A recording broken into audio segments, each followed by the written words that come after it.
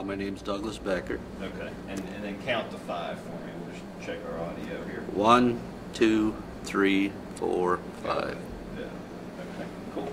All right. Well, so I mean, you weren't born in this community. You chose to come and live here, and obviously choose to stay. Well, why have you decided to live here? What attracts you to this community? Well, primarily because of the lifestyle. When I first found out about the community, it really appealed to me the fact that, well, these are people of like-minded faith, first of all. And there was a lot of areas here that I could really contribute to because I had a pretty good knowledge of a lot of areas, and I thought I could do a good thing here by moving here and helping out. And what were some of the areas you thought you could contribute? Well, like I say, I got a pretty extensive background when it comes to the construction field. I'm pretty knowledgeable in electricity, plumbing, all aspects of rough framing, housing, finishing work. I had a lot of years of farm background, and as you know, we have a farm here, so I did a lot of tractor work, a lot of field work, a lot of animal work, gardening, lawn care, small engine repair, AutoCAD drafting. I mean, I keep going, but so that's primarily the reason. And somebody had mentioned, might have been Pastor Dow, that you had a business that you had run, but before you came here. Yeah, as a matter of fact, and that business is still in operation. It was started in 1991. It was a travel business, and my ex-wife still has the business and is still going. So I actually had partnership in it for 7 years. Okay. So in addition to all that, you've actually started and run a business. Yeah, absolutely. Yes, sir. Got it. And is there any part of that that kind of helps you and at any point has helped you here in the community, or is that kind of... I mean, it gives me a better appreciation for how to spread the dollar around, how to invest wisely, how to deal with the public a little bit. My job with my business, though, was more on a hands-on type of keeping the business up and running behind the scenes. It wasn't right out front, so got it. In that aspect.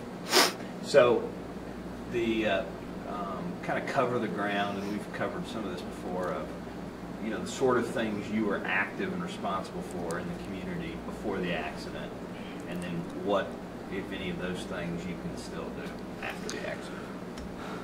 Like I said a little bit earlier about as far as my background and whatever we had here on the community that applied to that background I used, and now, I mean, I'll put it to you like this: I tried to do everything that I was able to do before, but I can't. I mean, that's just, I would like to, but I can't. Excuse me. So I stick to more like the supervisory type of role.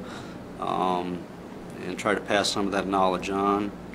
I still do a lot of the drafting, preparing building sites, that type of thing. I'll do a little bit of hands-on, like some waist-high wiring or thing like that. But anything that requires mobility, getting on your knees, laying on the ground, getting up on a roof, no, I don't touch that no more. I mean, not everything not all of your talents are hands-on, but it seems like there were so many things you did that were hands-on, from roofing, building, wiring, plumbing. Oh, sure. And almost nothing hands-on you can do now. There are a few things, but it's almost...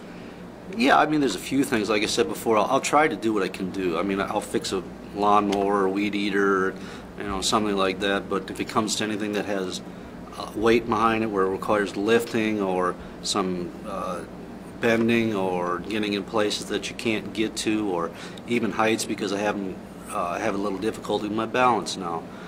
So I try to avoid them and give them to somebody else and just instruct them. And so from so many of these things that you were so good at that you now can't do, I mean, what's the toughest part of that? I mean, well, it's obviously the frustration.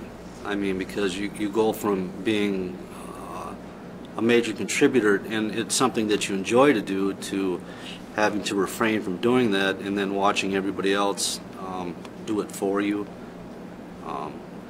I would rather get my hands dirty than tell somebody how to get theirs dirty, if you know what I mean. Okay. And then let's talk a little bit about kind of the same ground when we Diane before and after. I mean, kind of describe what she was doing and contributing and what things that she can no longer do that she could before the accident. Oh, well, that's pretty yeah, that's pretty extensive too. Diane and I's, now this is the truth, our typical work day was anywhere from 10 to 12 hours.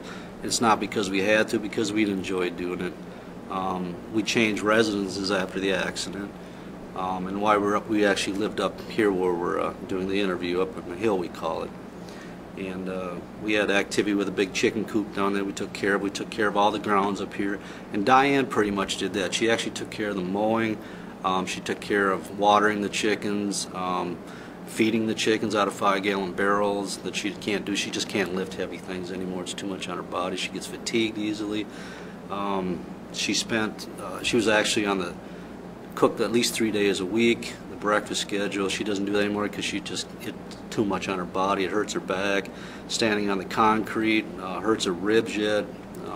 She gets tired very easily. You know, she's lost a lot of strength and mobility in her arm, her right arm, that shoulder broken. Yeah, there's just so many little things. I'm sure I'm forgetting, you know, 1,000 of them. Yeah. And what do you think is the toughest thing for her going through this? Because I mean, obviously she's a doer. Oh, obviously. The sort of person who you know, wants to is avoiding work. Sounds like she's the sort of person that was always thinking about what else can I do. I mean, if you're working 10 to 12 hours a day, and other people have already vouched for you on that as well. Yeah.